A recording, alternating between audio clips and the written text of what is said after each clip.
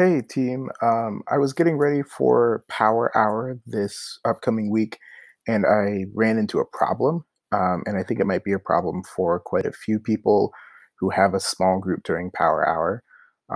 So I'm going to take you through the problem and the solution that I found. And if you run into that same problem, hopefully it helps you, right? So I was going into Okta and I figured that during Power Hour, I know kids are going to be on iReady and kids are going to be doing content specific work. And so I figured I would be monitoring them on Hapara, right? And so I went to Hapara and I went to monitor my class, but it didn't actually look like this originally. Instead, it looked more like this. And as I scrolled through, and as you scroll through, I don't see my small group. My small group was not there originally, and that's sort of the problem, which is that the small groups are not on Hapara yet. I don't know if they will be added on later, but they're not on Hapara as of now, which is a problem because then I wouldn't be able to know what kids are doing. So I went ahead and I made my own small group roster, right? And so to do that, I figured I needed to add a class, right? And so there are two places to add a class on Hapara.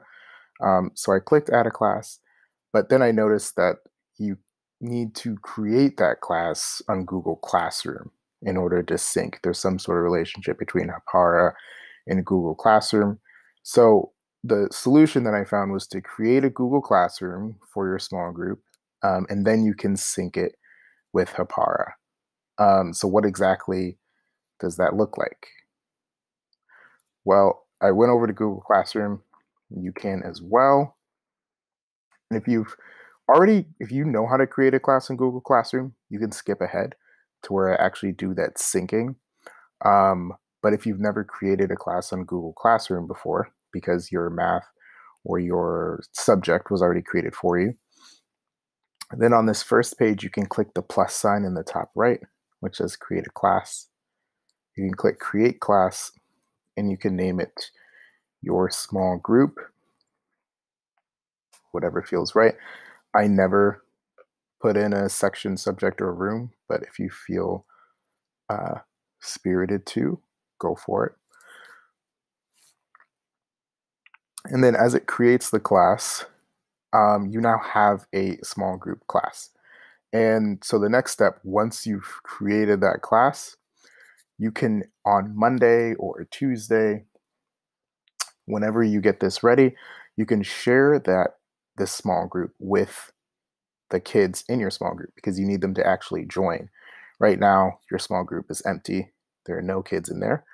So I'd say you can have kids type in this code if kids go to Google Classroom.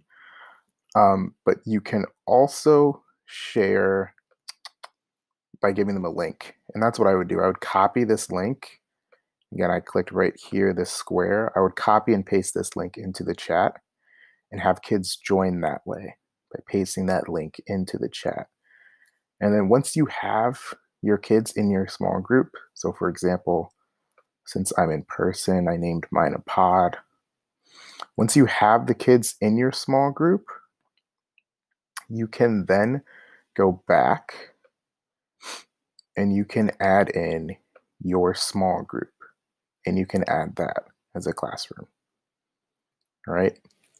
So just to stamp it, the steps, we first created our Power Hour class on Google Classroom.